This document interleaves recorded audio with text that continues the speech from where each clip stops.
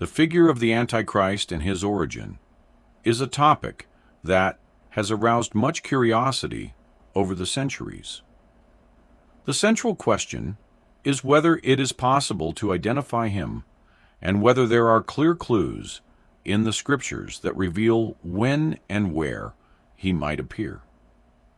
Some theologians and scholars have pointed out intriguing connections between certain historical events and biblical prophecies, suggesting the reappearance of a power that, symbolized as Babylon, could have great influence in the end times.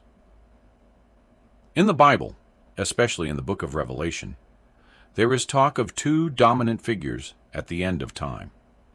The first is the beast, a leader who will assume world control and wage war.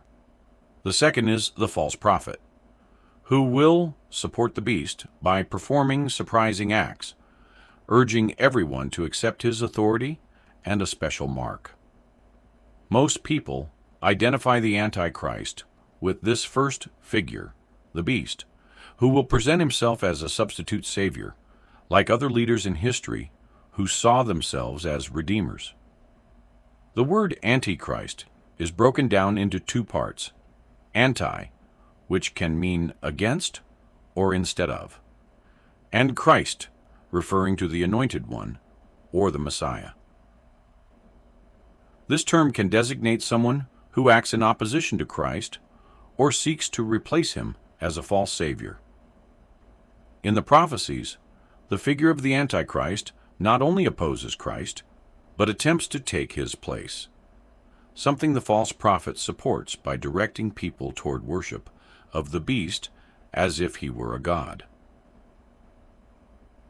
Regarding the origin of the Antichrist, some interpretations of the prophecies point to Babylon, an ancient power, as a symbolic reference to a world power in the end times.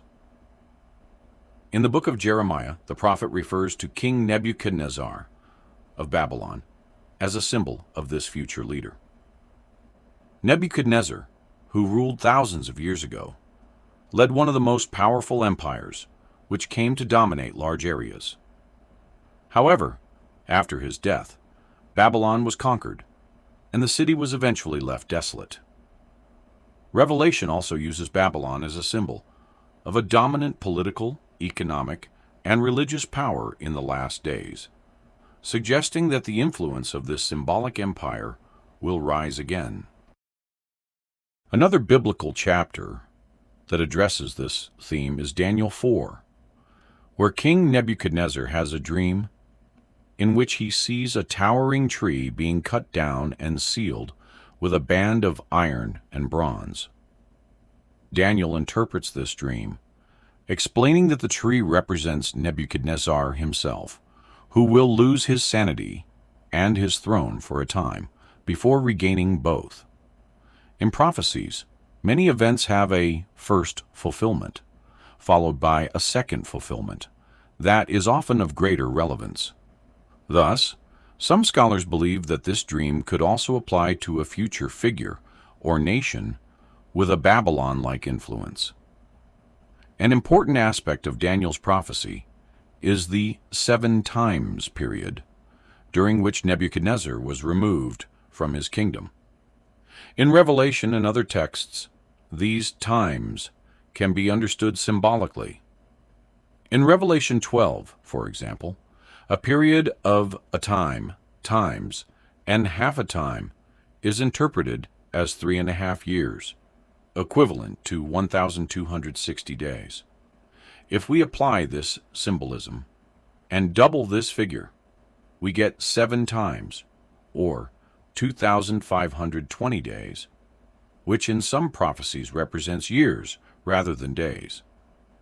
Thus, Babylon could symbolize a world power that would be without a ruler for 2,520 years before re-emerging in a new type of leadership. Historical records indicate that Babylon was conquered in 539 BC. According to calculations based on prophecy, adding the 2,520 years to this date, brings us to 1982. Interestingly, in that year, a major leadership change took place in Germany, when Helmut Kohl rose to power under unusual circumstances. Instead of a conventional election, Kohl was selected by Parliament in a vote of no confidence, marking the only instance in German history in which the leadership changed without a direct vote.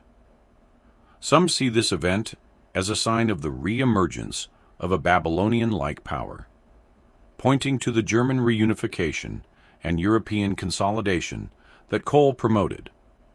Furthermore, 8 years later, East and West Germany were officially reunited under Kohl's leadership on October 3, 1990, the same day in the Hebrew calendar, Tishrei 14, that Babylon was conquered in 539 BCE.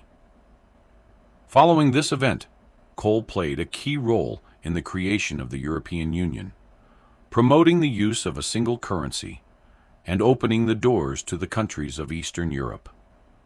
This act symbolizes, for some, the rebirth of a new Babylon, now unified in the form of a strong and centralized Europe. This supposed second fulfillment in Daniel can be viewed from a number of perspectives. For some, it simply represents a series of historical coincidences. For others, however, it signals that we are in an age where ancient symbols and figures are re-emerging in modern forms, with Europe playing the role of Babylon on a global scale. At the same time, this raises the possibility of a new world order headed by an Antichrist-like figure, which could emerge from this stage. As for Kohl, he was not considered the Antichrist, but his rise and influence in European unification are interpreted by some as a sign that the power prophesied in Daniel and Revelation is underway. The idea of Babylon's resurgence and the role of a world leader representing a false savior remains a subject of speculation and analysis. Furthermore, the image of a woman on a beast, found on coins of the European Union, has also been seen as a symbol of modern Babylon. In conclusion, some see these events as evidence of prophetic fulfillment, while others consider them to be interpretations based on broad symbolism and historical circumstances. The figure of the Antichrist and his connection to Babylon has become a symbol that transcends cultures and eras, reminding us of the importance of spiritual vigilance and conscious interpretation of world events. Although prophecies can be interpreted in different ways, their message remains relevant to many in the search to understand the possible outcomes of human history. If this video has inspired you, don't forget to subscribe for more content like this. And of course, share your experiences in the comments. Together, we can build a strong and positive community.